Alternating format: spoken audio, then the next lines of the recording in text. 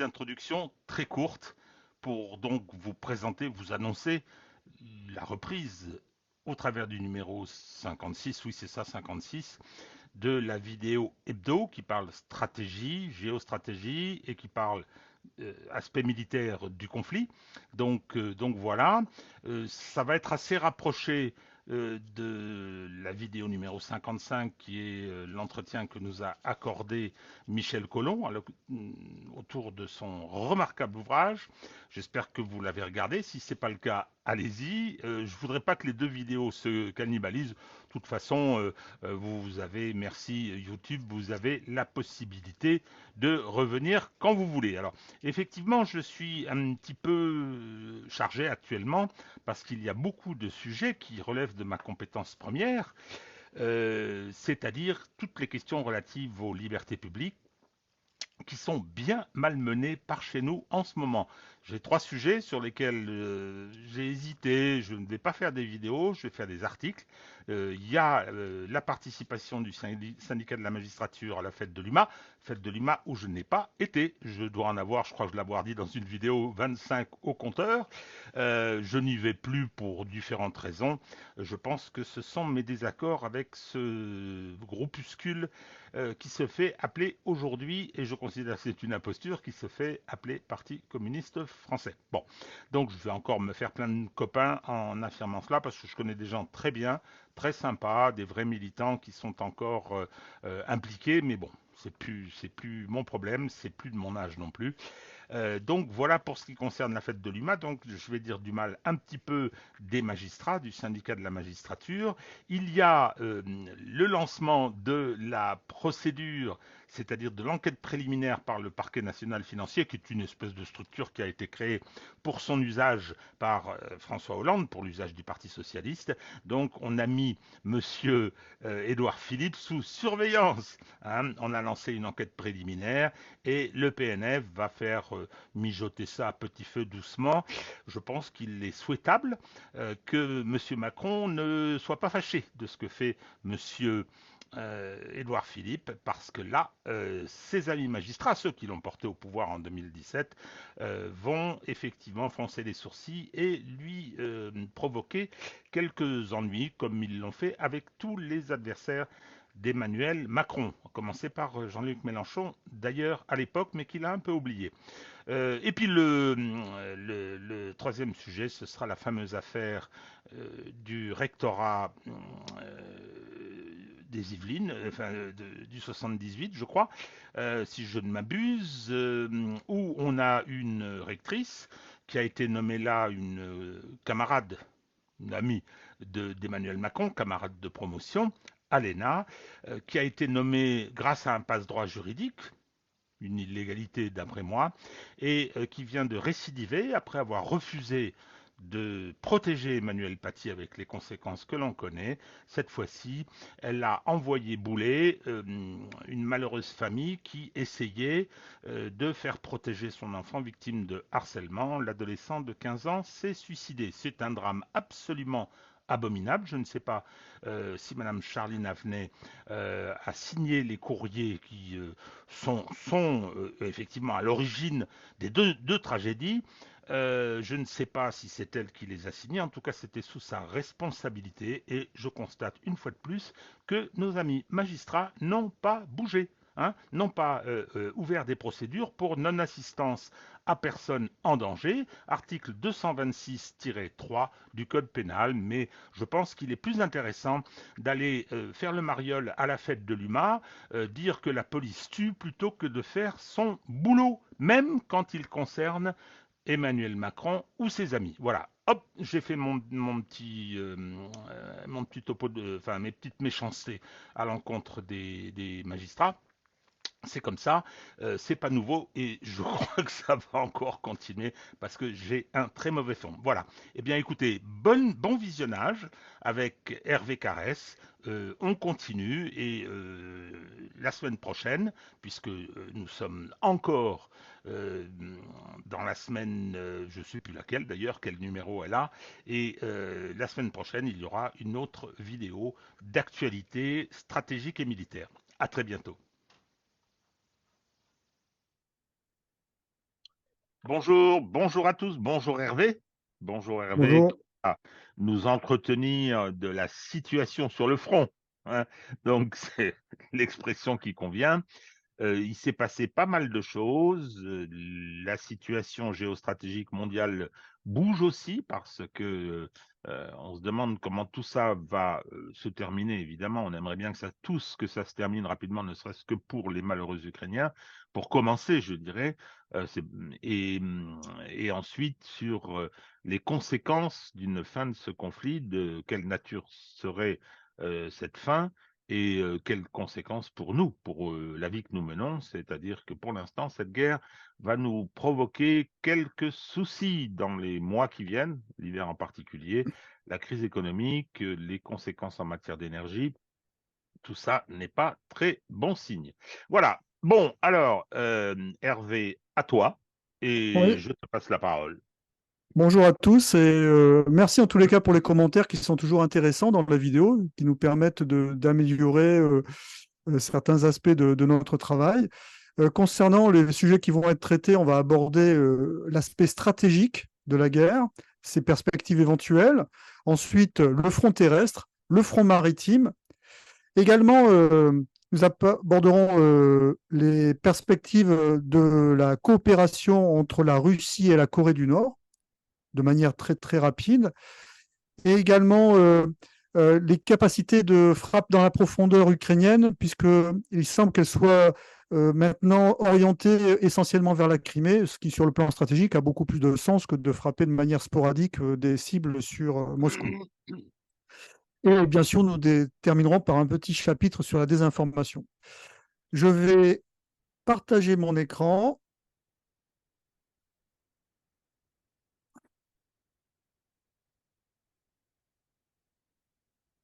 Nous y sommes.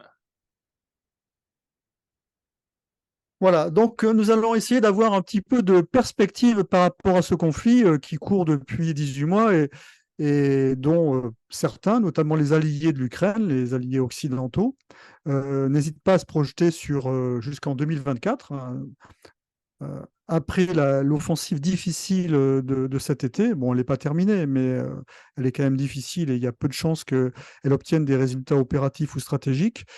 Les Alliés et même les Ukrainiens se projettent sur 2024. Mais les Russes se projettent également sur une guerre de 2 à 3 ans.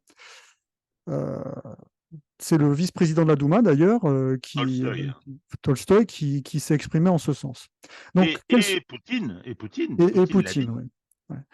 Donc, quelles sont les perspectives de ce conflit en termes d'hypothèses? Alors, la première hypothèse, bien sûr, c'est la victoire de l'un des belligérants directs. Je dis bien des belligérants directs, hein, même si tout le monde est conscient où la plupart des gens qui s'intéressent à la géopolitique sont conscients que s'il s'agit d'une guerre Russie-USA sur le territoire ukrainien via en fait un proxy, l'armée ukrainienne. La première, c'est la victoire de la Russie. Alors, la victoire de la Russie, elle peut bien sûr avoir comme objectif de conquérir les oblasts annexés, aller jusqu'à Odessa. Alors, ils n'en ont pas les capacités actuellement, mais pourquoi ils auraient l'intention d'aller jusqu'à Odessa? Vous verrez que lorsque l'on traitera du front maritime, Odessa est devenue une réelle menace pour la Crimée et pour toutes les bases qui se trouvent sur le pourtour de la mer Noire, les bases russes. Aller, alors, objectif encore plus ambitieux, aller jusqu'à la Transnistrie. Il faudrait qu'il y ait les capacités et aussi que les USA laissent la Russie quand même aller jusqu'à cette frontière-là. Alors, Ensuite, je oui, t'interromps une vas-y. seconde. Quand tu dis qu'ils n'ont pas les moyens, c'est toujours la même chose, c'est la question d'allocation de ressources. C'est-à-dire que le front est long, il nécessite des mobilisations, il nécessite des équipements, mais les Russes, la Russie, c'est un très grand pays et ils ont d'autres sacrées frontières aussi. Donc, c'est une question d'allocation de ressources et manifestement, jusqu'à présent, cette guerre, ils l'ont un peu menée à l'économie quand même, hein. Tout à fait. Quand je dis qu'ils n'en ont pas les moyens, c'est qu'en l'état, ils n'en ont pas les moyens. Est-ce qu'ils auront la volonté d'en avoir les moyens et donc, d'une certaine manière, assécher leur économie, puisque on voit très bien que les dirigeants du Kremlin cherchent à préserver à tout prix l'économie. Ça sera un choix stratégique qui ne sera pas sans conséquence quand même sur les conditions de vie de la population russe, si jamais ils le faisaient. Ensuite, concernant l'Ukraine, eh bien, on en reste aux objectifs édictés par le président Zelensky, c'est reconquérir les frontières initiales de l'Ukraine, celles de 91. Alors, il y a un petit tableau qui est intéressant de rapport hein, entre la Russie et l'Ukraine de rap fort, de rap feu, de rap élec, de rap mer et de rap air, si je peux m'exprimer. Tu Hein, vas nous donc, dire ce que ça veut dire. oui, le rapport, c'est le rapport des forces globalement en présence, que ce soit sur le plan des effectifs et sur le plan des matériels. On peut considérer qu'ils sont à parité. Alors quand je dis en parité, c'est qu'il y a à peu près les mêmes effectifs de part et d'autre, hein, à la louche, et on a un nombre de matériel équivalent. Avec un bémol quand même, c'est que concernant les Russes, on ne connaît pas l'état de leurs réserves, alors qu'on a une lecture beaucoup plus claire de l'état des réserves ukrainiennes puisque l'hypercommunication ukrainienne a parfois certains travers sur ce plan-là. Ensuite, le rap-feu, c'est le rapport de la puissance de feu, notamment d'artillerie, entre les deux belligérants. Donc la Russie a un net rap-feu qui en sa faveur, avec une balance entre 8 et 10 pièces d'artillerie pour elle en la défaveur de l'Ukraine. Donc, rap-feu, 8 à 10 pièces d'artillerie russe pour une pièce ukrainienne, sans parler du déficit en munitions actuel des Ukrainiens. Alors, de nombreux commentateurs se gossent sur les difficultés en munitions des Russes. Bon, c'est une légende qui court depuis le début du conflit. Le fait est, c'est que j'aurai l'occasion d'y revenir lors de la visite du dictateur, du dirigeant coréen, nord-coréen. C'est un sujet qui a été certainement abordé parce que la consommation de munitions d'artillerie des Russes est astronomique. On est sur 40 000 obus et munitions de tout genre tirés par jour. En tous les cas, c'est un sujet qui sera certainement abordé et pris en compte dans cette future coopération stratégique entre la Corée du Nord et la Russie. Alors, le RAPELEX, c'est le rapport de la guerre électronique. Donc, c'est vraiment un point fort de l'armée russe, la guerre électronique, qui leur permet à la fois de brouiller les munitions guidées par GPS, mais également de brouiller les drones. Il y a un réel déficit de l'Ukraine dans ce domaine. Le rapport des forces maritimes. Alors, j'ai mis en vert pour la Russie parce que c'est la seule à avoir une flotte, on va dire, avec plusieurs types de navires et cohérente en mer Noire, avec des navires de surface, des navires amphibies et également des sous-marins. Ce n'est pas le cas de l'Ukraine puisqu'elle n'a plus aucune flotte, mais ça ne l'empêche pas d'avoir des actions de guérilla maritime via notamment les drones navals. Et bien sûr le rapport des forces aériennes qui est en nette faveur de la Russie comparativement à une armée de l'air ukrainienne qui doit se résumer à allez, 2 ou 3 dizaines d'avions. La deuxième hypothèse de fin de ce conflit pourrait être bien sûr le statu quo, le modèle coréen. C'est une hypothèse qui, en l'état, n'est pas évoquée par les deux belligérants. D'abord, du côté ukrainien, parce que cela les conduirait à être dans une situation de guerre larvée à vitam aeternam, et face à un adversaire qui ne serait plus celui des républiques du Donbass, comme initialement depuis 2014, donc avec des conséquences économiques, des conséquences sociales, des conséquences également stratégiques, puisque l'incapacité éventuelle de rejoindre l'OTAN, puisqu'il serait en guerre. Côté russe, je pense que le coup serait admissible, mais je pense que les Russes ont quand même envie de se libérer de ce conflit, notamment de la menace latente que fait désormais peser Odessa et les capacités de guérilla maritime ukrainiennes sur la Crimée, sur les ports de la Crimée, sur les ports même plus loin, hein, sur notamment le port de Novorossiysk.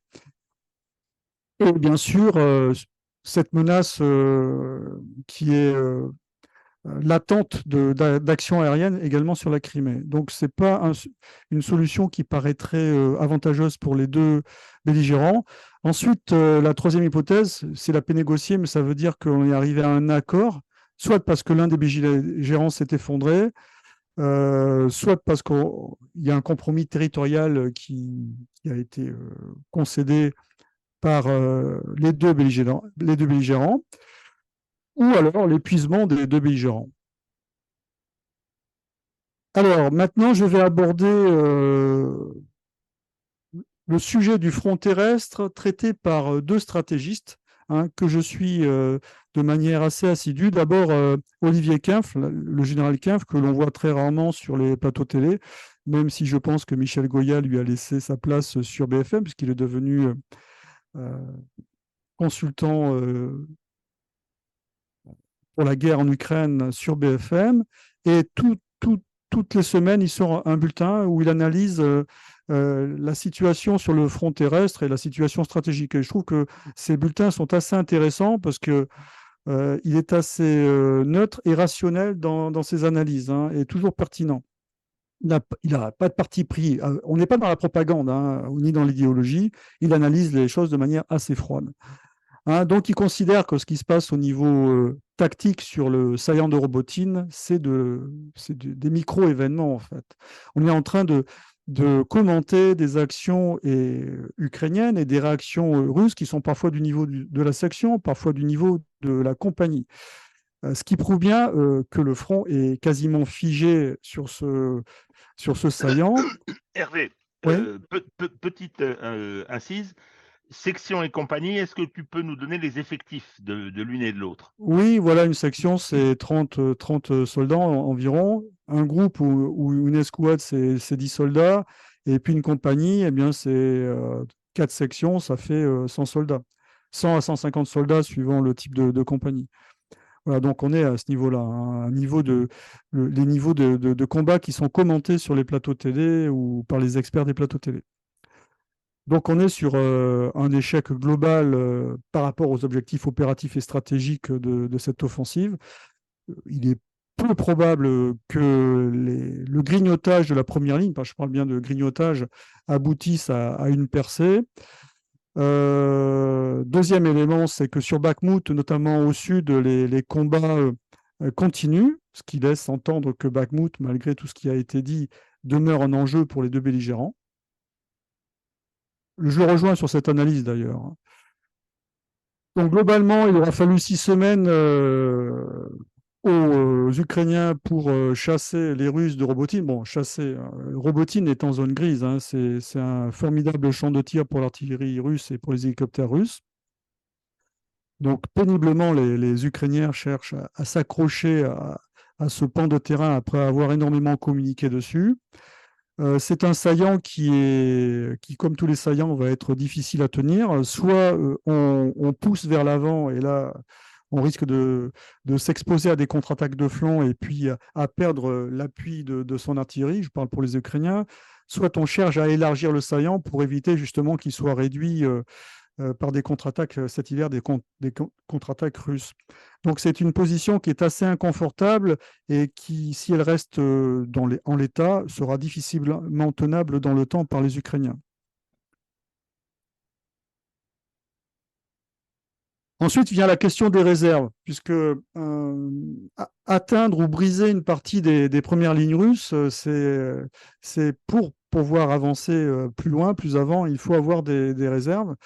Et la question des réserves ukrainiennes serait de l'ordre de à peu près 6 brigades, donc des réserves qui ne seraient certainement pas suffisantes pour atteindre Tokmak, mais qui pourraient être suffisantes pour élargir le saillant, pour éviter justement ce phénomène de contre-attaque de flanc.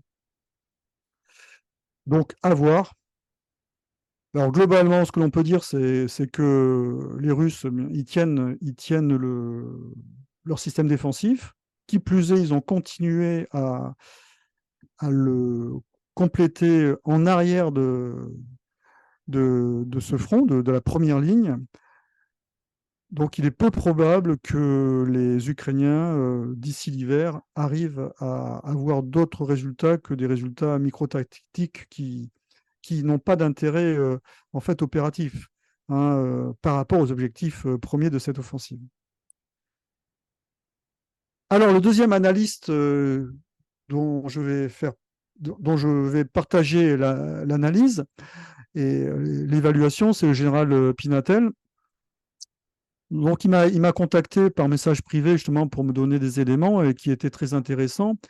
Alors, lui, son analyse, il pense que actuellement, l'armée qui est engagée au nord, c'est une armée qui est la 41e armée, c'est une armée qui va être relevée par la 25e armée, qui est une armée qui est en cours de mise à niveau et d'entraînement pour pouvoir être engagée au sud. Il considère que le front nord, c'est un front qui, pour l'instant, a pour but de fixer les troupes ukrainiennes pour éviter qu'il y ait des forces trop importantes pour percer dans la trouée de Zaporizhzhia.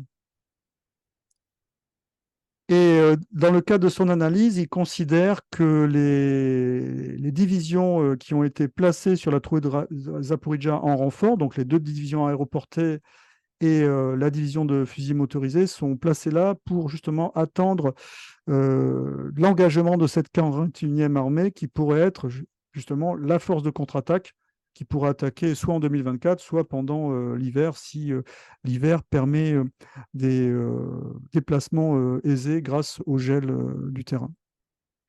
Alors, concernant le général Pinatel, ceux qui nous suivent depuis le début savent que nous l'avons reçu et il travaille avec le Géopragma, qui est le think tank de Caroline Galacteros, que nous avons reçu aussi. Hein, et toutes les prises de position depuis le début du général Pinatel ont été particulièrement intéressantes. Donc, le général Pinatel considère que les Ukrainiens, comme à Bakhmout, sacrifient des unités sur le front de Zaporizhzhia et qu'à vouloir avancer trop en sacrifiant des unités, ils pourraient se retrouver dans une position où ils ne pourraient plus défendre du terrain en cas de contre-offensive russe sur ce secteur de Zaporizhzhia, notamment avec la 41e armée qui pourrait être placée sur le secteur d'ici le mois d'octobre ou de novembre, et considère que le front nord est un front secondaire pour les Russes. Donc, à suivre, on verra quelle sera la balance d'effort des Russes dans le cadre d'une éventuelle offensive d'hiver ou de printemps. Concernant le secteur de Bakhmout, puisqu'on en a parlé juste à l'instant, sur les plateaux télé, tout le monde s'est extasié de la reprise de Andrivka. Le président Zelensky a fait une publication, a fait une prise de parole à cette occasion. On est toujours dans le même système avec les Russes, hein. C'est qu'en fait, ils reculent quand la pression est trop forte. Ils amassent des forces de manière à contre-attaquer. Mais avant de contre-attaquer, ils assomment les forces ukrainiennes avec leur artillerie. Donc là, au sud, où les Ukrainiens avaient avancé un tant soit peu, notamment c'est la 3e brigade mécanisée, c'est la brigade Azov, donc des gens plutôt motivés. Dernièrement, c'était hier soir, il y a eu une contre-attaque, donc on est revenu sur les positions de départ. Cette espèce de va-et-vient, ça fait quasiment, ça fait 3 mois pratiquement que ça dure, puisque ça avait commencé avant l'offensive de début juin des Ukrainiens. Sur Donetsk, pas de changement notable, sachant que les Russes cherchent à avancer sur les 2 villes au sud et au nord à partir desquelles les Ukrainiens bombardent quasi quotidiennement et avec un certain acharnement ces derniers temps la ville de Donetsk, sans pour autant viser d'ailleurs des objectifs militaires, il n'y en a pas. Mais les Russes auraient avancé un tant soit peu sur Marinka et notamment seraient en train de menacer possiblement les axes de support logistique des forces ukrainiennes sur Marinka. Donc à suivre, c'est un combat très très difficile, hein, puisqu'on est sur des combats qui se passent en zone urbaine et des zones urbaines qui ont été fortifiées. Alors maintenant, on va parler de ce front maritime sur lequel on avait fait quand même quelques interventions dessus, mais ce front maritime qui a monté en puissance et qui s'est nettement activé ces derniers temps. Il est évident que Odessa constitue une menace pour la Crimée, pour le port de Sébastopol et pour même le port qui est plus loin, le port de Novorossiysk. Dernièrement, il y aurait 10 Storm Shadow qui auraient frappé deux bâtiments qui étaient en cale sèche dans le port de Sébastopol en les endommageant ou les détruisant. Pour l'instant, on n'a pas plus d'informations, même si les photos laissent entendre des dommages assez importants sur le bateau amphibie. Un système S-400 aurait été également détruit dernièrement par des missiles non identifiés, mais je pense que ce sont des missiles Neptune dans leur version terre-terre. Quels sont les objectifs des Ukrainiens avec ces actions? Je pense que sur le plan stratégique, ils auront plus de succès avec ce qu'ils font là qu'avec le front terrestre. Et surtout avec un rendement supérieur, avec moins de pertes humaines, même s'il y a des commandos quand même qui prennent des risques énormes. Premier objectif, c'est affaiblir le blocus russe. Peut-être pousser à l'évacuation de Sébastopol, même si je pense que les Russes feront tout pour ne pas évacuer leur reliquat de bateau de Sébastopol, parce que ça serait sur le plan de la communication offrir une victoire symbolique assez importante aux Ukrainiens, et pas forcément ça sera un mauvais signe également pour le moral russe, voire le moral de la population qui habite Sébastopol. Fragiliser les infrastructures et les axes logistiques qui se trouvent en Crimée, puisque la Crimée reste quand même une base arrière importante du front russe. Rendre impossible une opération amphibie sur Odessa. On voit très clairement que les Ukrainiens, lors de leurs attaques de port, ciblent les bateaux amphibies.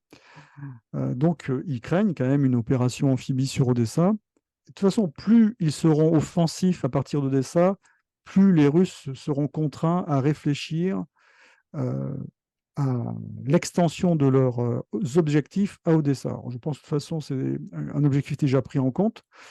On verra dans le cours de la guerre si cela est vérifié. Et bien sûr, jouer sur le moral des Ukrainiens et le moral des Russes, puisque bon, globalement, la population ukrainienne n'est pas dupe. Elle connaît le niveau des pertes et elle voit très bien que le front est figé et que ce n'est pas en agitant des drapeaux ukrainiens sur des petits villages complètement rasés par artillerie russe, ou même ukrainienne d'ailleurs, que ça va amener des gages importants pour soutenir le moral de la population. Donc là, on est sur des actions qui sont spectaculaires, mais qui ne sont pas que spectaculaires, puisque sur le plan stratégique, elles mettent quand même en difficulté les Russes sur la maîtrise de la mer Noire. Alors la maîtrise de la mer Noire, la maîtrise de manière ponctuelle sur la frange des 200 à 300 km qui correspond à la portée des moyens qu'utilisent le plus fréquemment les Ukrainiens, pardon. Alors, voilà l'état du bâtiment amphibie qui a été endommagé en cale sèche. Donc, c'est le deuxième bâtiment amphibie qui est endommagé, hein, de ce type-là. Donc, ce sont des bâtiments qui permettent de transporter une dizaine de chars, voire un bataillon. Et globalement, la flotte amphibie de la mer Noire permet de transborder l'équivalent d'une brigade, 2000 à 3000 hommes. Brigade d'infanterie de marine, donc c'est un effectif quand même assez faible si on veut prendre pied sur Odessa. Donc la prise d'Odessa ne pourrait se concevoir que dans le cadre d'une opération combinée, aussi bien un assaut terrestre combiné avec un assaut amphibie. Donc à suivre dans les années à venir. Je dis bien dans les années à venir, hein, ce n'est pas avant 2024 que ce type d'opération pourrait être concevable et réalisable en l'état des forces en présence. Ensuite, le deuxième objectif qui a été neutralisé ou endommagé, c'est un sous-marin de la classe Kilo. Donc, c'est un sous-marin diesel qui a des capacités de frappe à la terre grâce à des missiles de croisière qui tirent par ses tubes lance-torpilles. Donc, également, ça s'inscrit dans la stratégie ukrainienne qui vise à assécher les capacités de frappe de l'armée russe. Ça s'inscrit également dans le dernier bombardement de l'aérodrome de Peskov, où 4 avions de transport avaient été endommagés, mais la cible réelle des drones ukrainiens, c'était bien les bombardiers Tu-160 qui étaient sur l'aérodrome. Faisons un petit bilan de l'état de la flotte de la mer Noire. Lorsqu'il y a un petit avion rouge, c'est une attaque qui a réussi. Lorsqu'il y a un petit avion vert, c'est une attaque qui a été déjouée ou qui aurait été déjouée. Et lorsqu'il y a un petit avion orange, c'est que c'est une attaque qui a partiellement réussi, c'est-à-dire que l'objectif, on peut le considérer comme endommagé. Voilà l'état de la flotte de la mer Noire. Donc il y a 6 sous-marins, donc un qui était déjà en cale sèche. Donc en cale sèche, ça veut dire qu'il n'était pas opérationnel. Donc il y avait 5 sous-marins, un possiblement endommagé ou pas réparable, puisqu'on ne connaît pas l'état des dommages du sous-marin qui a été touché. Ensuite, concernant les frégates, il y a une frégate qui avait été attaquée courant octobre 2022 de mémoire, qui avait repoussé l'attaque. Des patrouilleurs qui ont été attaqués 2 fois en escortant des bateaux russes ou en étant dans la zone du Turkish Stream. J'aurai l'occasion d'y revenir, hein. C'est un élément qu'il ne faut pas oublier dans la stratégie russe de la mer Noire en termes de protection des infrastructures vitales. Deux bâtiments de surveillance électronique ont été également attaqués sans pour autant qu'il y ait de dommages. Et puis les deux bâtiments de la classe Ropucha, donc il y en a 4, qui auraient été endommagés. Un premier sur le port de Novorossiysk et l'autre lors de l'attaque de l'atelier de cale sèche de Sébastopol.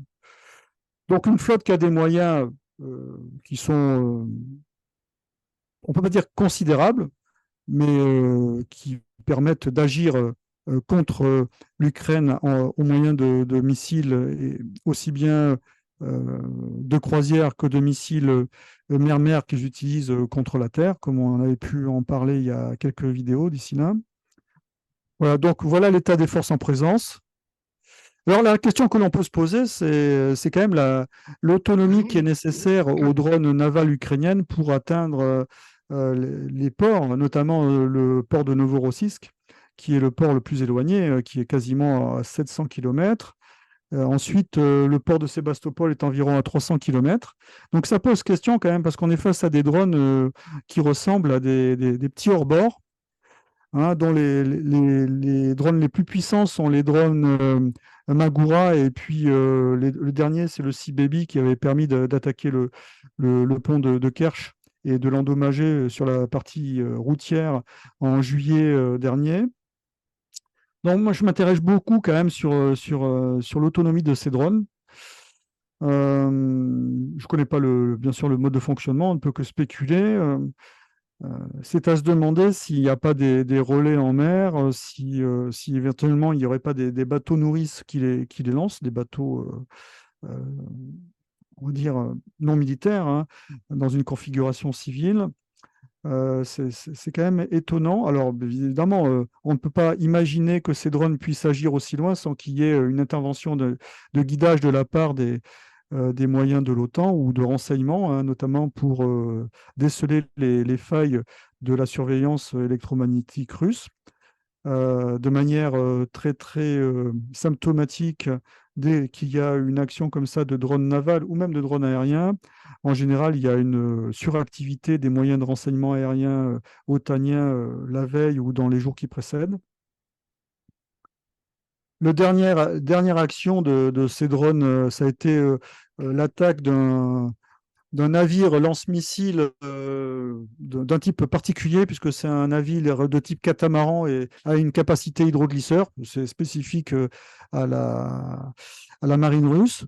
Donc c'est un navire qui peut voguer très très vite, à 55 nœuds, donc c'est énorme, hein, 55 nœuds. Donc je suis un petit peu sceptique sur le fait qu'il ait été endommagé par un drone naval, puisque pour lui, le moyen de fuite est très simple, hein. Il se met en version hydroglisseur et puis il file à toute vitesse.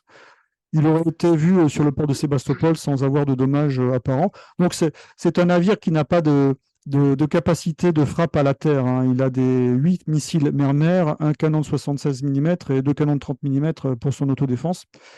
Donc ce n'est pas une cible stratégique pour les Ukrainiens. Autre point remarquable, c'est qu'on peut constater que souvent les bateaux russes se trouvent dans la zone sud de la mer Noire, sud-ouest, et que comme par hasard, c'est la zone par laquelle passe le gazoduc Turkish Stream et je pense qu'ils sont là pour le protéger, pour éviter éventuellement qu'il y ait un sabotage analogue à celui du Nord Stream. Alors, là-dessus, je pense qu'il faut quand même être assez rationnel. Si jamais les Ukrainiens attaquaient le gazoduc Turkish Stream comme le gazoduc Nord Stream a été saboté, d'ailleurs on ne sait pas par qui, même si les Ukrainiens ont été pointés du doigt. Et Hervé, on sait très bien qui l'a fait. Oui, oui. Hein, bon, mais Juste, ouais. tu gardes cette approche ce qui m'apparaît une bonne chose, mais bon, Ah, on en oui. a déjà parlé, mais bon, on sait très bien qui a fait ça. Alors, je profite de l'occasion, puisqu'on parle de ça, il y a une journaliste, Marion Van Rettegem, qui a écrit un livre pour dire que toute la construction de Nord Stream 2 était en fait un piège lancé par Vladimir Poutine. Donc tout ça, mais le complotisme total, hein, ils ont lancé ça et ensuite ils l'ont fait détruire parce que ça leur permettait d'eux, etc. C'est assez inouï.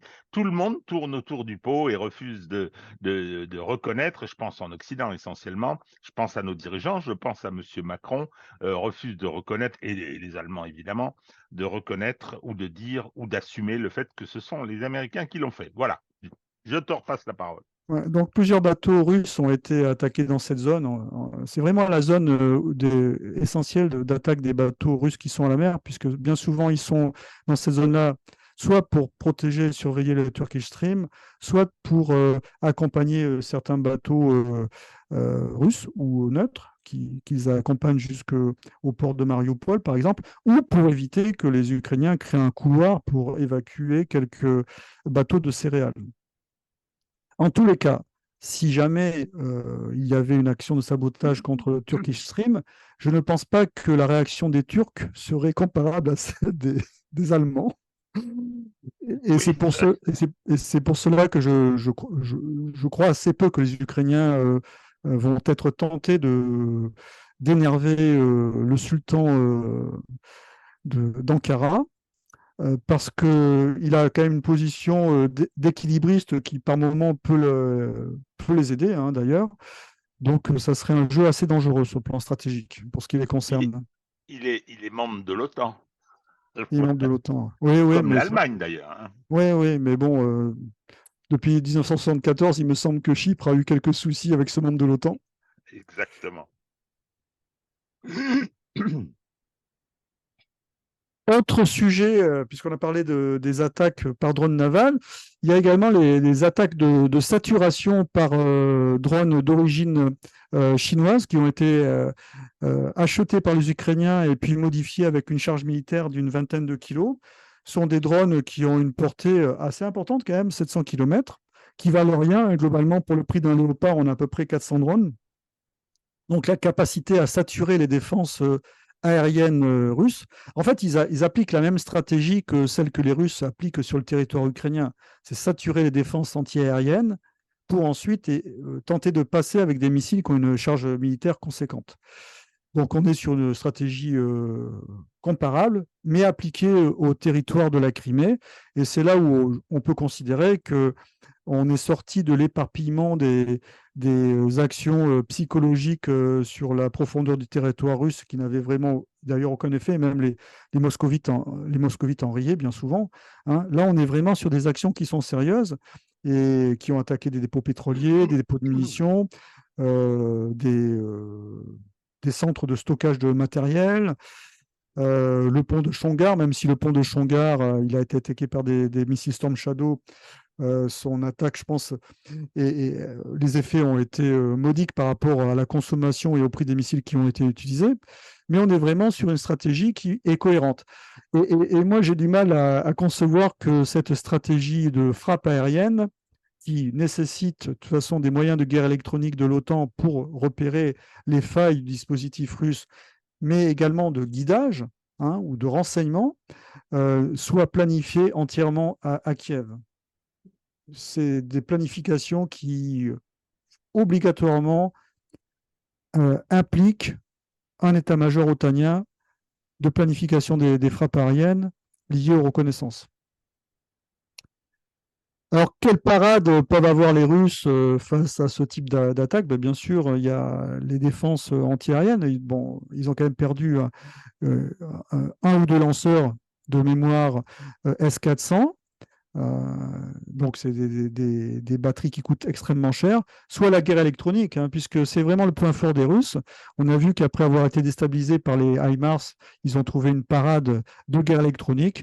Il est fort probable qu'ils vont chercher une parade de guerre électronique, prioritairement à une parade de défense solaire, même avec des moyens courte ou moyenne portée comme les Pantsir, puisque ça revient évidemment moins cher. Donc, le but, c'est de détourner le drone et de faire que le drone s'abat de lui-même parce qu'il n'a plus aucun moyen de guidage au sol, ou alors que le drone naval, qui pourrait être également brouillé, se perde en mer. Autre type d'action des Ukrainiens en mer Noire sont les actions commando, avec la saisine des quatre plateformes pétrolières ou gazières qui se trouvaient encore en mer Noire et qui avaient été évacuées par les Russes suite à l'abandon par les Russes de l'île du Serpent. Moi, je m'interroge sur le fait que les Russes ne les frappent pas, ces plateformes pétrolières. Je pense qu'il y a un risque certainement de désastre écologique, puisque je pense qu'il y a toujours les puits qui sont en activité, même s'ils ont été fermés. Donc ça expliquerait pourquoi les Russes sont assez prudents sur le fait de frapper ces infrastructures, parce qu'il est évident que ce sont des bases de départ idéales pour les actions commando ou même de relais pour les actions avec les drones euh, maritimes. Alors comme je l'ai dit, chaque action ukrainienne est toujours précédée d'une recrudescence de moyens de reconnaissance de l'OTAN. Alors concernant les frappes qui ont eu lieu sur la base de Sébastopol et sur les bâtiments en cale sèche, tout le monde a signalé le fait que c'était des Storm Shadow ou des Scalps. Pour l'instant, on n'a pas de preuves, hein. Donc, je laisse quand même l'hypothèse ouverte de l'utilisation de la version de frappe terrestre du missile Neptune, puisqu'on est tout à fait dans la portée de ce missile, à partir de dessins. Donc, ça pourrait être également des batteries terrestres qui auraient agi et frappé des batteries terrestres de Neptune qui auraient frappé les installations de Sébastopol à cette occasion. Parce que je m'interroge beaucoup quand même sur ces 10 missiles Storm Shadow ou Scalp qui ont été lancés. J'y reviendrai. Alors, évidemment, c'est le cocorico sur les plateaux télé, notamment sur LCI, puisque en mal de signes positifs de l'offensive ukrainienne, donc c'est cette stratégie qui est efficace, hein, il ne faut pas se leurrer, hein, et qui met en difficulté les Russes en mer Noire. Évidemment, amène à certains commentaires. Donc, je pense qu'il ne faut pas spéculer de manière disproportionnée par rapport à l'effet de cette stratégie, parce que bien sûr, les Ukrainiens brident et gênent la marine russe, mais c'est la marine russe qui a la capacité à occuper la mer. Hein, donc, on est vraiment sur une stratégie qui a historiquement a déjà existé, hein, de pays qui n'a pas de force maritime, mais qui a la capacité d'infliger des coups à un adversaire qui a une force maritime. C'était le cas de l'Allemagne pendant toute la Deuxième Guerre mondiale. Alors, retour en photo, merci Hervé, du célébrissime colonel Goyafi. Alors, je ne sais pas ce qu'il a dit lui, parce que je ne regarde pas. Je sais que tu regardes avec comment dire, un dévouement extraordinaire. Mais je profite de ce moment pour faire une observation qui m'a frappé. Enfin, ma propre observation ne m'a pas frappé, c'est le constat que j'ai fait. C'est-à-dire que beaucoup des gens qui ont participé à un peu ce renouveau de l'intérêt sur l'histoire militaire Je pense à Jean Lopez, qui a fait un travail extraordinaire sur la guerre germano-soviétique. Il y a la revue Guerre et Histoire, qui est tout à fait remarquable, un certain nombre d'intervenants. Et puis, il y a Benoît Billan, avec son livre sur l'art opératif et sur Svetchine, le général soviétique, qui est le concepteur de cet art opératif. C'est que ce qui m'a surpris, Goya, avec son bouquin sur, je crois qu'il s'appelle Les Vainqueurs que j'ai, hein, sur la Deuxième Guerre mondiale, la Première Guerre mondiale, euh, ils ont, face à ce conflit qui les a surpris, face à la façon dont il s'est déroulé, ils ont, me semble-t-il, perdu leur repère. Hein. J'ai vu Lopez venir dire sur les plateaux de télévision, j'ai fait la capture d'écran pour le moment venu en faire état, j'ai donc entendu Jean Lopez dire avec Benoît Billan, l'intervention russe est la pire défaite stratégique du XXIe siècle. Il faut le faire quand même. Hein. Quant à Goya, il a dit n'importe quoi. N'importe quoi, et en particulier, c'est depuis le début du conflit, les Russes n'ont plus de munitions, les Russes n'ont plus de missiles, les Russes, il a passé son temps à dire des conneries, il faut être clair, moi je les qualifie comme tels, hein, et comment ces gens-là ont pu, alors qu'ils ont joué un rôle très important, ils ont joué un rôle positif sur l'appréhension de l'art de la guerre, l'appréhension historique de l'art de la guerre, comment est-ce qu'ils ont pu à ce point disjoncter? Ça, c'est le fait qu'ils aient disjoncté, c'est ma vision. Hein, et ils soient venus au secours de Pujadas, de Rochebain, de Martichoux, Hervé, ta copine Martichoux, c'est elle qui a fait état de l'article du New York Times, et, et elle est de bonne foi, elle est complètement effarée. Elle est complètement effarée, mais enfin, comment c'est possible? Hein? On nous aurait menti. Ben oui, Madame Martichoux, vous avez beaucoup menti. Et on s'aperçoit avec votre réaction que vous n'avez pas menti. Vous avez dit des bêtises, simplement, hein, parce que vous y avez Mm. cru. Enfin voilà, c'était Ouais. mon petit dégagement sur notre ami Goyafi. Ouais, donc le colonel Goya s'est exprimé en disant que c'était une attaque d'ampleur et que l'Ukraine était en train de gagner la bataille de la mer Noire. Une puissance terrestre qui n'a pas de flotte ne peut pas gagner une bataille maritime. Elle peut infliger des pertes à une puissance maritime, mais elle ne peut pas gagner une bataille maritime. Par contre, il est clair que la flotte de la mer Noire, comme on l'a vu tout à l'heure, n'est pas quand même pléthorique. Hein, c'est une force de puissance moyenne et il ne faudrait pas que les Russes perdent trop de bateaux. Ne serait-ce que pour leur image de marque. Ça aura peu de conséquences sur le front terrestre, hein, mais sur le plan de leur image de marque et de la protection éventuelle de leurs intérêts maritimes, notamment les gazoducs, ça pourrait être préjudiciable. Ce qui est intéressant sur LCI, c'est qu'il y a quand même des experts qui interviennent et qui ramènent quand même l'église au centre du village de temps en temps. Hier soir, il y avait le général Gomard qui intervenait. Il a rappelé quand même que la Russie était une grande nation industrielle, qu'ils avaient d'excellents ingénieurs face à Darius Rochebain, bon, qui de temps en temps cherchait à contrer ce discours qui était tout simplement factuel, hein, et qu'il fallait, de ce fait-là, ne pas l'oublier. Ouais, et Pierre de Jong, qui est venu, qui avait dit beaucoup d'âneries depuis un moment, et qui est venu presque véhément en disant, mais écoutez, il faut arrêter, c'est un massacre, à propos de la contre-offensive.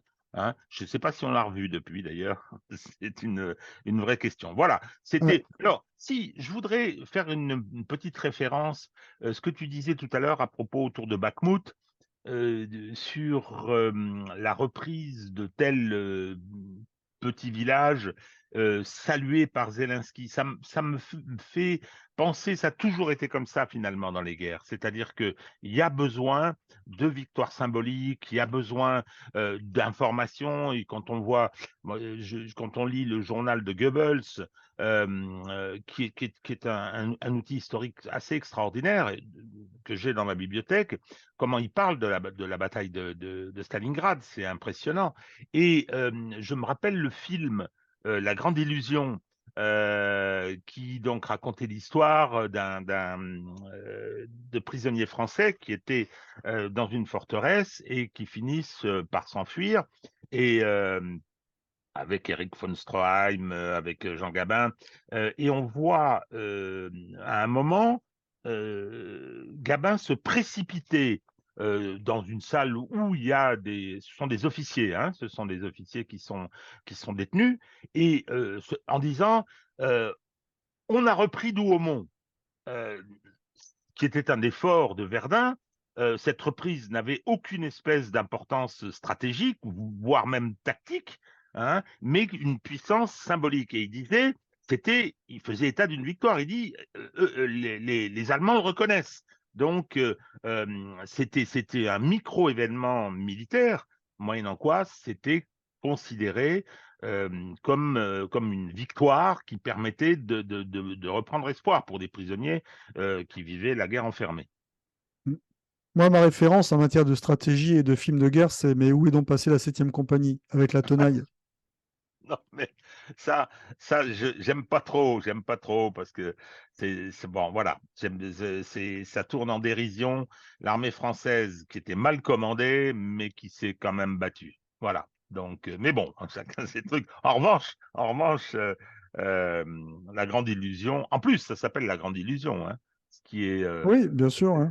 le titre c'est un film magnifique. Les jeunes qui nous regardent, essayez de le voir. C'est du noir et blanc, c'est avant la Deuxième Guerre mondiale, c'est l'entre-deux-guerres, c'est tout à fait formidable. Alors, pour en revenir aux capacités de frappe ukrainiennes dans la profondeur, vous vous rappelez qu'il y a à peu près un mois, il y a un aérodrome, une base aérienne dans la région de Lviv qui a été bombardée par les Russes et qui était la base aérienne qui était censée abriter les Su-24 ukrainiens qui assurent les frappes au moyen de Storm Shadow ou de Scalp, sachant que chaque Su-25 peut emporter 2 missiles, un sous chaque aile. Donc, si jamais la frappe par Storm Shadow est avérée sur Sébastopol, cela prouve, un, que cette capacité a été retrouvée par les Ukrainiens sur le plan des vecteurs et sur le plan des missiles, et que deux, ils ont quand même réussi à faire décoller 5 Sukhoi 24M sans que les Russes aient pu les détecter. Ce qui posera quand même question pour la défense aérienne russe et ses capacités de surveillance de l'espace aérien ukrainien au moyen de ses avions de surveillance. Alors, c'est intéressant puisqu'il y a un film qui est sorti où on voit le président ukrainien, je coupe, je ne sais pas de quand date la vidéo, où il montre un Sukhoi 24 avec sous chaque aile un Storm Shadow et de l'autre côté un Scalp EG. Donc un missile français et un missile anglais. Bon, c'est les mêmes, hein, de toute manière. Donc, je ne sais pas de quand date la vidéo. Est-ce qu'elle est antérieure à cette frappe ou postérieure à cette frappe? Donc, à suivre. Est-ce qu'ils ont réussi à rétablir cette capacité de frappe dans la profondeur? Est-ce qu'ils ont maintenant assez de missiles? Puisque je rappelle que les Britanniques et les Français ont chaque armée de l'air a environ 700 missiles de ce type. Donc, on peut imaginer que chaque armée pourrait céder au maximum 100 missiles de ce type, sachant que si 10 missiles ont été lancés sur Sébastopol, et que les Russes ont affirmé en avoir abattu 7, ça fait quand même 30% de coups au but, ce qui n'est pas négligeable. Donc à suivre, c'est un vrai problème pour les Russes si cette capacité a été restaurée. Toujours dans le sujet des aptitudes de l'armée ukrainienne à frapper dans la profondeur le dispositif russe, eh bien, le ministre de la Défense allemand est en train de reparler de la fourniture de missiles Taurus. Bon, c'est des missiles qui sont comparables, je schématise, au Storm Shadow à peu près, hein, aussi bien sur le coût que sur les capacités. Donc, à suivre, hein, bien sûr, il faudra adapter ces missiles aux vecteurs ukrainiens. Je pense que vu l'agilité des ingénieurs ukrainiens dans le cadre de l'adaptation au Sukhoi 24, je pense que ça ne posera pas trop de problèmes, mais à suivre. Alors maintenant, c'est un autre élément qui me laisserait entendre quand même que la capacité de tir de Storm Shadow et de Scalp par les Ukrainiens est quand même, je pense, amenuisée ou fragilisée, puisque les Américains sont enfin décidés à fournir des attaques MS à l'Ukraine. Donc, c'est un missile qui peut être tiré depuis la même pièce que les HIMARS, avec le même système de guidage, ce qui veut dire qu'il sera certainement possible pour les Russes de le brouiller, comme ils ont réussi à brouiller les HIMARS. En tous les cas, on est sur une portée de 300 km, donc ça correspond tout à fait aux objectifs ukrainiens actuels de mettre la pression sur la Crimée et sur les installations militaires qui se trouvent en Crimée, ou les installations logistiques, les axes logistiques, mais également sur l'arrière du front russe. Donc, à suivre. Ce n'est pas un game changer non plus, hein, c'est une arme qui est assez ancienne. Comme les Storm Shadow, il faudra les utiliser sur des objectifs à plus-value intéressante et pas pour faire des trous sur le pont de Shamgar comme les 3 Storm Shadow avaient été utilisés il y a quelques temps. Donc ça fait 1 million le trou dans le bitume. C'est quand même assez cher pour un résultat qui est assez faible puisque le pont a été réparé et puis rapidement les Russes ont mis en place des pontons à proximité. Donc là, les attaques sur Sébastopol correspondent tout à fait à ce type de cible à haute valeur ajoutée. Maintenant, si on parle du rapprochement entre la Corée du Nord et la Russie, on est vraiment dans le grand jeu géostratégique mondial. Donc, il n'y a pas de jugement de valeur ou d'analyse style France Dimanche, comme ils font sur les plateaux de LCI. L'objectif pour les Russes, c'est éventuellement compléter leur dotation en munitions, sachant que la Corée du Nord a d'énormes stocks de munitions dans des calibres soviétiques, ex-soviétiques. Des armes, j'aurai l'occasion de vous présenter quels sont les modèles d'armes nord-coréennes qui pourraient venir renforcer les capacités de l'armée russe. La coopération technologique, puisque c'est un pays qui est sous sanction, ne l'oublions pas, mais qui, malgré cela, a fait un effort considérable au détriment de sa population pour avoir une industrie de l'armement de haute technologie, et notamment dans le domaine des missiles balistiques. De mémoire, je crois qu'ils ont 2 ou 3 satellites qu'ils ont lancés. Ensuite, bien sûr, les céréales, donc la nourriture et la main-d'œuvre, puisque n'oublions pas que l'économie russe, qui est passée en économie de guerre, est en déficit de main-d'œuvre. Donc la main-d'œuvre, le travailleur coréen, c'est historique, hein, ça a été souvent exporté par la Corée du Nord. C'est d'ailleurs pour les mêmes raisons que des officiels russes sont allés dernièrement au Vietnam. Et ce sujet de la main-d'œuvre est un sujet crucial. Alors, comme je vous le dis, hein, on est vraiment dans le grand jeu géostratégique mondial, hein, des alliances, de manière à marquer tous les pays qui pourraient être hostiles ou qui agissent contre les intérêts de la Russie dans cette guerre. Donc, il est évident que, comme tu l'as écrit sur Telegram, la Corée du Sud, en s'impliquant dans la fourniture d'armes au profit de l'Ukraine, n'a pas forcément, alors peut-être qu'il n'avait pas le choix hein, avec la pression américaine, mais n'a pas forcément joué un jeu gagnant vis-à-vis de son adversaire coréen du Nord. Et de même, les Russes ont sauté sur l'occasion. Donc, on est face à des axes, évidemment, ce ne sont pas des axes démocratiques, hein, mais ce sont des axes géostratégiques qui ont du sens sur le plan militaire, que ce soit avec l'Iran, que ce soit avec la Corée du Nord et bien sûr avec la Chine. N'oublions pas que la Chine pourrait très bien utiliser la Corée du Nord comme pays intermédiaire pour exporter de l'armement vers la Russie. Donc, tout cela est à surveiller de très près. Alors, pour ce qui concerne les armements qui pourraient être intéressants sur le front de guerre en Ukraine, il y a des capacités nord-coréennes qui ne sont pas négligeables, notamment avec des systèmes de lance-roquettes multiples KN-09 qui sont comparables aux HIMARS, mais avec même des portées qui sont supérieures. Donc, tous ces armements pourraient être disponibles courant novembre sur le front ukrainien. Donc, bien sûr, il faut laisser le temps aux armements d'arriver. Ensuite, former le personnel russe et puis mettre en place les chaînes logistiques et de maintenance qui sont nécessaires à ces armements. Mais également les canons M 1989, qui est de 170 mm, qui a une portée de 40 km. Donc une portée qui est comparable avec un calibre bien sûr supérieur que celle des Césars. Donc des armements qui, s'ils arrivaient sur le front terrestre en novembre, pourraient avoir un effet, je ne dirais pas déterminant, mais un effet important, notamment en termes de tir de contre-batterie. Voilà, donc j'en ai terminé concernant l'analyse stratégique et puis militaire de ce qui s'est passé durant la semaine écoulée. On va maintenant parler un petit peu de désinformation.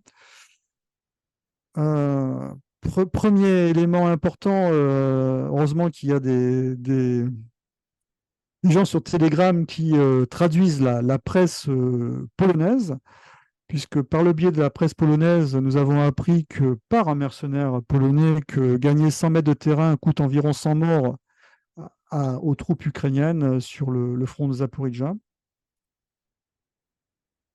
Donc les calculs vont être faciles à faire. Concernant LCI, ma chaîne favorite, toujours les interventions de ce journaliste russe qui est un journaliste indépendant dont le média a été fermé par le Kremlin, mais qui continue à exercer son activité et qui est certainement rémunéré par LCI. Donc tout cela pose la question de la liberté de l'information en Russie. Et lorsqu'on interroge les Français qui sont expatriés et qui parlent de la liberté de l'information en Russie, contrairement à ce que l'on pourrait croire, même si évidemment il n'est pas conseillé de critiquer le président Poutine, il y a des oppositions et il y a des voix divergentes qui s'expriment, notamment dans la presse, et les gens ont accès sans VPN aux médias internationaux, notamment les médias français. Et ce que j'ai entendu dire, c'est que les étudiants qui sont francophones sont catastrophés par les analyses de LCI. C'est d'ailleurs même devenu un sujet de rigolade entre eux. Alors, je profite de. Tu viens de parler de VPN, je profite de l'occasion pour signaler à nos spectateurs qu'un mauvais coup se prépare. Il y a un projet de loi qui a été déposé à l'Assemblée nationale concernant le numérique et il y a eu un amendement proposé par le groupe Renaissance visant à interdire l'utilisation de VPN. Bravo, hein, c'est-à-dire que on ne pourra pas. Enfin, après, il faut voir ce que dirait le Conseil constitutionnel. Je ne sais pas où est-ce que ça ira. Mais ce qui était intéressant, c'est que ceux qui défendaient cet amendement ont fait la liste des pays où le VPN était interdit. Et comme par hasard, cette liste était fausse. Cette liste était fausse. En Chine, c'est sûr. Ça, j'y étais en Chine, hein, et c'est une réalité. Un certain nombre de sites ne sont pas accessibles, à commencer par Facebook. Sinon, toujours sur cette question de propagande, c'était les pays qui s'opposent à l'Occident, ceux qui sont qualifiés l'autocratie, et dans toute cette liste, on nous indiquait ils avaient interdit le VPN, ce qui était faux. Ce qui était faux, le Venezuela, je ne sais plus où, enfin bon, toujours est-il que ça reste une bataille importante, et tu as raison, faut pas se tromper sur ce qui se passe en Russie. Alors, tu dis il faut pas critiquer le président Poutine. Ça dépend d'où on le critique, parce que il est quand même très critiqué par un certain nombre d'excités. Il y a Ouais. Strelkov, maintenant ils ont fini par le foutre en tôle. Hein. Il y a Boris Karpov, etc., ils le critiquent parce qu'ils le trouvent mou, ils le trouvent trop prudent. Hein. Mais il y a quand même des gens qui restent opposés à la guerre. Il y a les couches moyennes supérieures des villes qui sont toujours réticentes. Hein. On va avoir un nouvel entretien avec Daniel Arnaud sur cette chaîne pour justement revenir sur ce point-là. Mais c'est clair que en ce qui concerne la liberté d'expression et en ce qui concerne l'organisation du système de communication médiatique, on n'a pas tellement de leçons à donner. Non, et puis on ne peut pas comparer, par exemple, la Russie avec la Chine, puisque la Chine, vraiment, on est dans un système où tout est verrouillé. Hein. Ce n'est pas le cas de la Russie. C'est un espèce de système intermédiaire sur le plan de la liberté d'expression. Et comme tu le disais, nous n'avons rien, nous n'avons pas de leçons à donner, hein, puisque les outils sont peut-être plus pervers, mais ils existent, hein, sur le bridage de la liberté d'expression. Alors, bien sûr, ta Ta copine, copine. C'est la tienne, ta copine. je l'aime bien, moi, Martichou. Ah ouais, c'est insidérant.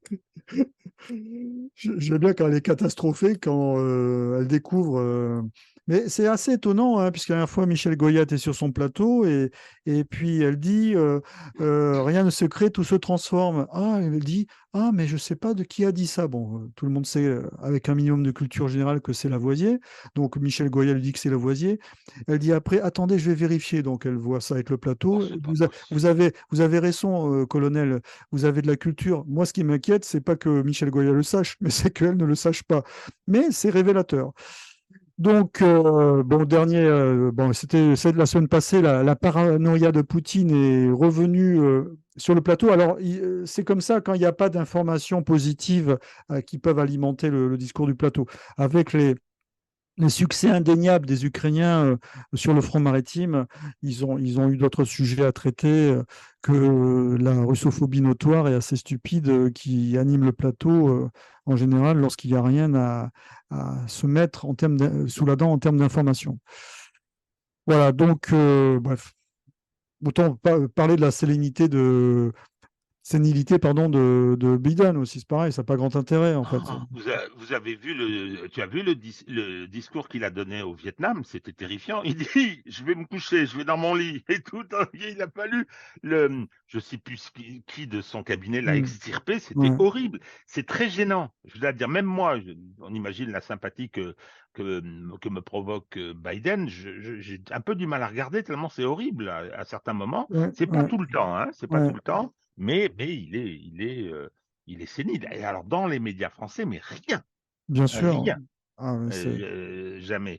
Dis-moi, colonel Carès, qu'est devenu le général Surovikin? On a quand même un.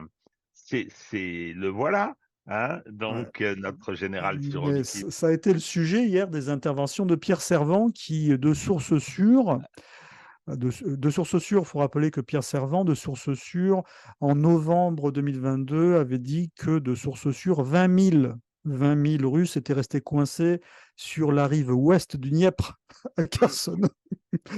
On les cherche toujours, hein, de sources sûres. De sources sûres, d'après ces sources et ces informations. Voilà. Donc le général Surovikin serait en sursis, il est parti en avion comme Prigogine, il serait probable que son avion ait un accident au retour. Enfin, c'est un petit peu le niveau des débats sur LCI, hein. Il y avait l'ineffable Elisabeth Lasserre aussi, hier soir sur le plateau. Isabelle Lasserre, pardon, Isabelle Lasserre de Figaro, elle est excellente elle aussi. Bref, donc sur Viking, il y avait une information qui était sortie il y a une semaine, laissant entendre qu'il était devenu président du comité de coordination de la CEU. Apparemment, c'est une sur les questions de défense aérienne, ça serait une information qui est éculée et qui correspondrait à sa position antérieure lorsqu'il s'occupait justement de l'armée de l'air. Alors, Bon. moi, j'ai vu une photo, ou plusieurs photos, où il est en Algérie. Oui, voilà, c'est ça. Voilà. Il n'a Voilà. pas bonne mine, hein. Ben non, ben là, il a l'air un peu, ben, il se laisse pousser la barbe, hein. Ça doit faire Merveilleux. longtemps qu'il n'a pas fait de sport, hein, quand même, hein. Mais Mais qu'est-ce qui s'est passé avec ce gars? Qu'est-ce qui s'est passé? Les liens, on saura plus tard, bon, mais en qu'est-ce tous qui les s'est cas, passé? il est en mission en Algérie, donc affaire à suivre, hein. Là, il était à la mosquée à Alger, donc affaire à suivre. Est-ce qu'il est en émissaire il n'est même pas en uniforme, il est pas rasé, donc c'est c'est toujours compliqué de chercher à analyser les choses, hein, sans basculer dans les délires, en fait, hein. On verra bien On ce verra qu'il plus adviendra tard. de lui, hein. Voilà. Bon, écoute, ben, j'en ai terminé. Ok, tu coupes c'est toi qui Voilà. dois couper. Voilà, nous voilà de retour. Je termine sur Ovikin. Moi, ce qui